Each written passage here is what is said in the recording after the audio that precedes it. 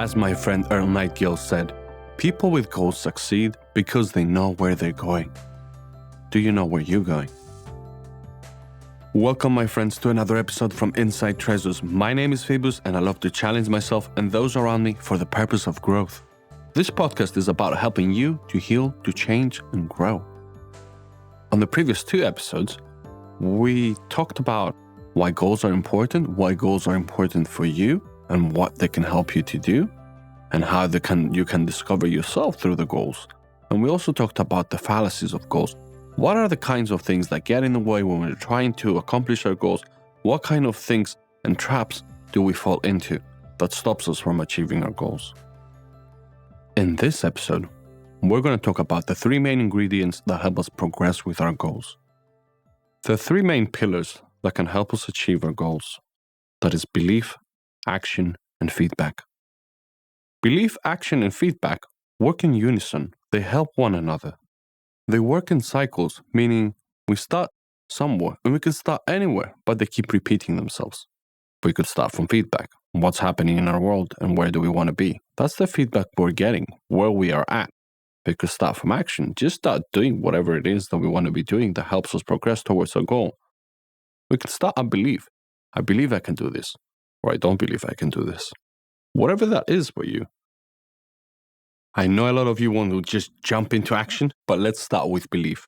Belief is important. How do we perceive ourselves? We talked about it in the last episode, the lack of belief, the disbelief on the things that they're about to happen, the disbelief in ourselves, the mistrust in ourselves. So that is the fallacy. But on the last episode, we talked about how we can strengthen that belief, how we can start changing the meaning that we put in the way that we relate to ourselves and relate to the things that we want to achieve with our goals. So belief is cultivated. Belief is not given. We can cultivate that belief, and we have cultivated that belief, but in what ways? Are there a lot of weeds in the way that we perceive ourselves?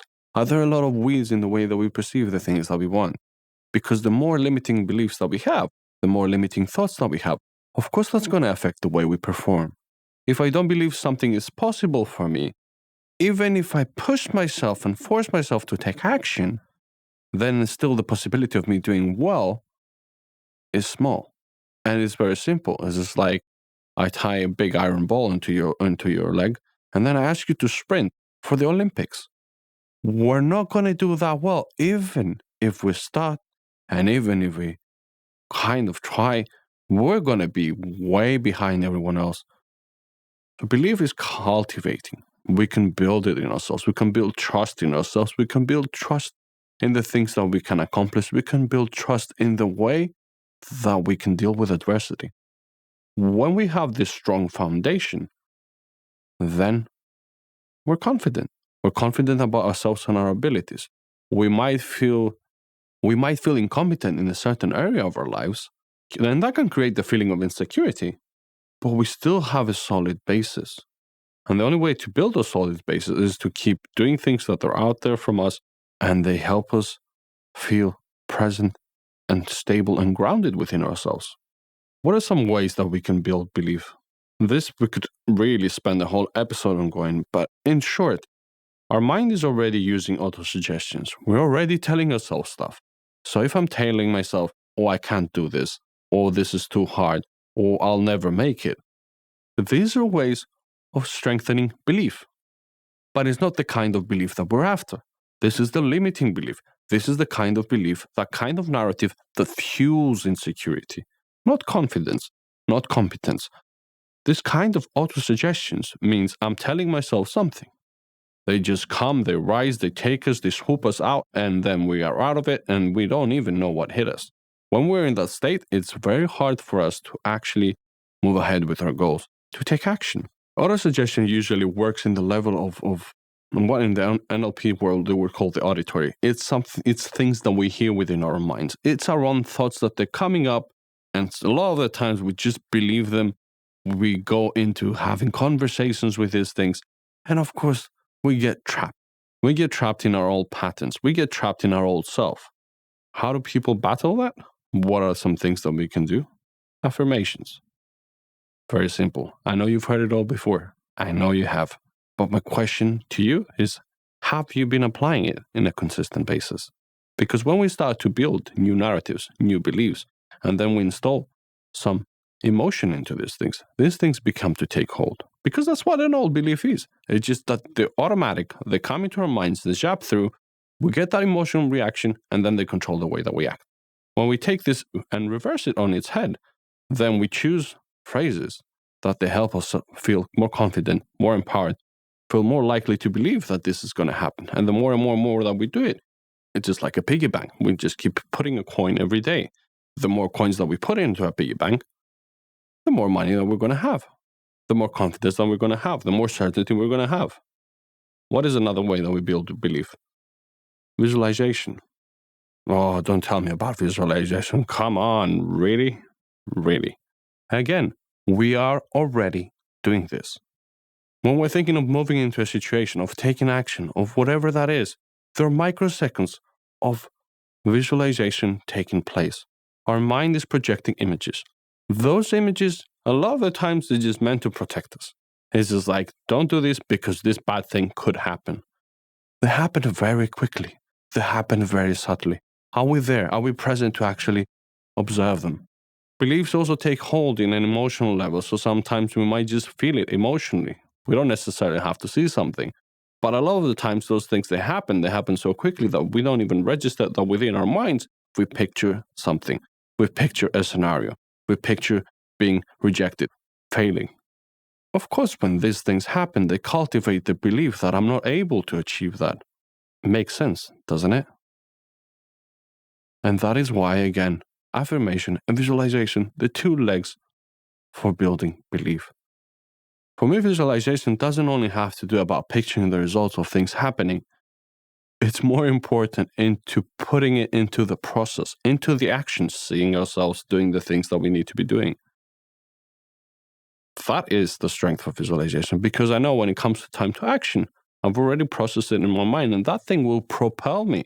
When I visualize the process, that thing propels me.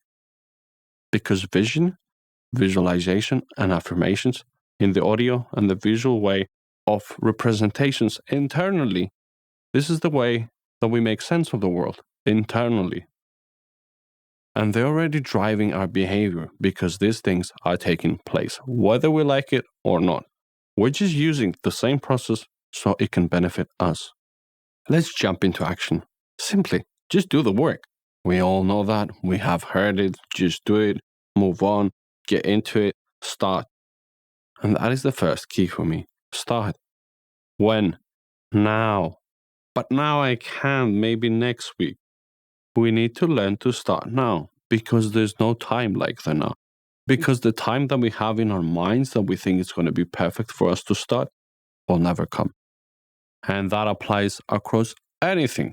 And like we said in the first episode on the Goals series, it's about revealing ourselves. Ourselves wants to procrastinate. We want to put things off. We don't want to move into where it's uncomfortable.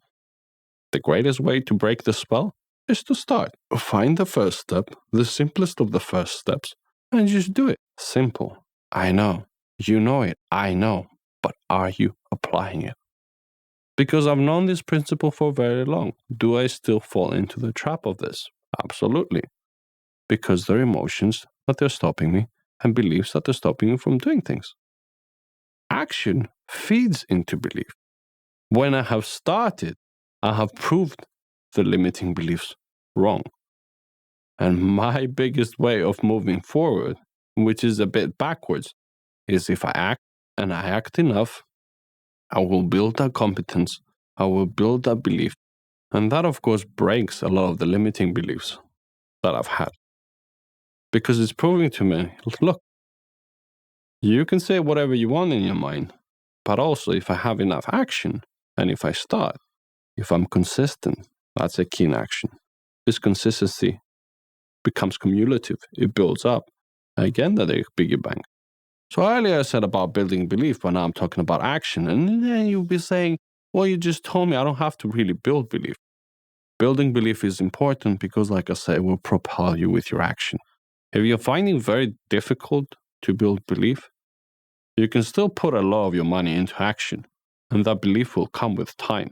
But trust me, It's a lot easier if you find ways to unlock that chain and that ball and take it off your foot and then start moving. Because when we're dragging, it's a lot harder. There's a lot of self-sabotage. There's a lot of dragging. There's too much friction and resistance. Those things will exist when we're taking action, and they will uncover those beliefs that we have. What's another thing that we need? A big part of action is to keep acting, of course. But for most of us, we're finding it very hard to see how that goal, how that action is going to fit into our schedule. I mean, we're jam-packed. I don't have any space for this. So we need to be carving some time. When things become important enough, like Netflix and the next season, then we make lots of time. When we make time for the news because we're really interesting, or into Instagram and Facebook because we want to catch up into what our friends are doing, we find a lot of time for that. We have to carve in the right time. And with that, there comes a sense of having a schedule, having slots where we work into them, or having that fixed in our mind that the next time I get a space, I'm going to just jump and do the next thing. It's about boundaries. It's about creating deadlines to make things important. The same way other people make things important for you when you work for other people, it's about how can I make this important, to have a deadline and to move and progress towards that. And that is simple. Every week, at 9 o'clock on a Tuesday, I do this for 2 hours. On a Wednesday, I do that for 2 hours. If you have a class that you go to, that class takes place between 9 and 10. You're either in the class or you're not in the class. When you're in the class, you're doing the work. When you're out of the class, the work takes place, but you're not part of it. How can you be part of the work that's involved with your goal? We go back into planning. Planning is important, but like we said in the previous episode, don't overplan. Make it simple. Make it simple. Few milestones are enough. Next step is enough. And as part of that planning, we have to identify the key activities that help us progress in our goals. If my goal is to write a book, I need to be writing. My key activity is writing. My key activity is putting words into the paper. I can't be writing a book, producing a book, and not writing. I can't be producing a book and spend only 10 minutes writing and the rest of the time that I have doing other things. The last part I'm going to cover about action is about building process and building habits. Goals are byproducts of these processes. Goals are byproducts of our actions and our habits. The successful realization of goals is a byproduct of a process, is a byproduct of a habit. It's not an event. It's not something. It's not we won the lottery overnight. Even that has a process. You have to go and buy a ticket. Events don't happen in goals. Events happen as a byproduct of what we've been going through, of the process, of the effort we put in. And then opportunities arise because we're in the right mind frame for us to be able to see them. But they happen because of process. Build a process into your life. Again, don't overcomplicate it. It doesn't need to be super engineered. Going back to the book, the process is that I need to sit down and write 500 words a day, 500 words a week. Whatever that is for you, each person is different, but there's a process. And you create that process, and you define the process, and you work within that process. The process is helping you stay on course. The final step is feedback. We need feedback. What is going on?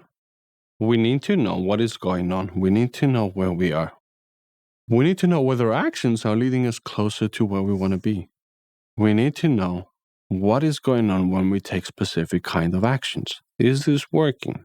Sometimes it's random. So when we get a success, it doesn't even matter because it's completely random. But it might be built on all the work that we've been putting in. Getting feedback helps us adjust our course, helps us develop better strategies, help us take better action, help us reflect deeper into our belief. Help us get feedback from other people in order to adjust our course because it could be a better one. It's about taking in input of what has been a result of our output.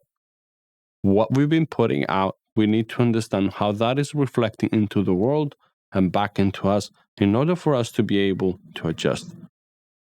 We have to be noticing the micro results, the small micro results, differences. Oh, look, I did this today, and look how I feel about it. My belief has strengthened. I like to think of feedback as if you have like a little tiny torch and you're moving around in the dark. But your torch is small. It can only shine as far. And when that torch reflects back, then we can see where we are. We have in our mind where we're going. But that torch can only shine as far as the next step, as far as where we are, as far as the current step that we just took. But we need to be able to be there, to be observant, in order to understand what is going on. What is the environment telling me? What is myself telling me? As part of feedback, I like to think of accountability as well, because being accountable is giving us feedback. Keeping our boundaries is giving us feedback. Have I been there? Have I been matching my schedule? Have I been doing the things that I said I've been doing? And sometimes that feedback can be internal, that accountability. So other times it can be external. It's up to you to find the ways that accountability works for you. Feedback will also give us a sense of what are our obstacles? What are we being challenged by? If we just act all the time, then we don't know what's happening. But when we're taking the time to see, oh, actually, I'm having a hard time with this one, I'm being challenged in this, there's certain obstacles there. This is feedback. This is feedback. And like I said, it's the torch. You know you're going to end up there, but it's like, oh, okay. But there's an opening on the left. Maybe we can go that way. The technical way of getting feedback is about keeping tallies, having dashboards, not breaking chains, see the progress and see your milestones. But it's about having the metrics and saying, I've been wanting to work out for 3 times a week. Did I work 3 times a week, or have I worked once? Or have I not even showed up, not even once? This is a way of you keeping yourself accountable. It's about keeping track. Again, we can be over-obsessed about keeping track. We have a sense of the things that we're doing. We have the sense of where we're showing up. When we put things on paper, it helps. The reason is, sometimes we don't do things and we don't show up and we think it's fine because we just showed up yesterday, but actually it's been the whole month that we haven't done anything. And deep inside we know, but when we're able to see it, we are able to perceive it in a different way. And then we can have that conversation with ourselves that, look, this is not working because I'm not doing what I'm saying and I'm doing. I'm thinking I'm doing stuff, but I'm not doing anything. And there's also the reverse, that we're doing so much, but because we missed today and yesterday, we think we haven't done anything. It's all about perspective. Keeping track of whether we're showing up into our schedule slots, into the carved time that we have created, helps us be more realistic about the way that we perceive ourselves and what we're doing, and whether we're on track on the things that we're doing. To summarize, to progress in our goals, and to move towards succeeding with our goals, the 3 main key ingredients that take place is the belief, is the action, and the feedback. And we need all 3 ingredients in order to be able to move through and navigate. All of them are equally important. Belief, action, and feedback act like a triangle. Even though that the biggest part of this process is the action, without the belief, without that base, it's very hard to move forward. And without the feedback at the top of the pyramid, we find it very hard to progress and pierce through. All these 3 ingredients are important to help us succeed with our goals. I'm here to help you heal, change, and grow. If there's something that resonated with you, something you need help with, give me a shout at podcast@insidetreasures.com. Thank you for tuning in to another episode from Inside Treasures. My name is Phoebus, and until next time, my friends, let peace guide your life, let love guide your heart, and reason guide your thoughts.